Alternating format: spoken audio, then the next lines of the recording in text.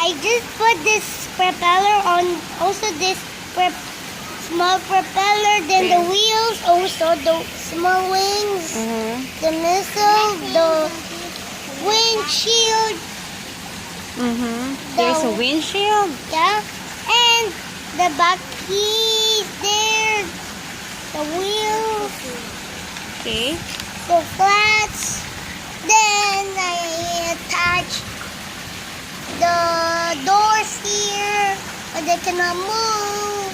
So I just decided to take off the propeller. Then you can fit in the Lego snowman, or you can collect all of them and put them inside here. And you can build, when you collect the Legos, all of them, you can make the control tower, the landing pad. Yeah, that's what they told you. That's what they all make. Bye-bye. Bye-bye. For more Roven's building things.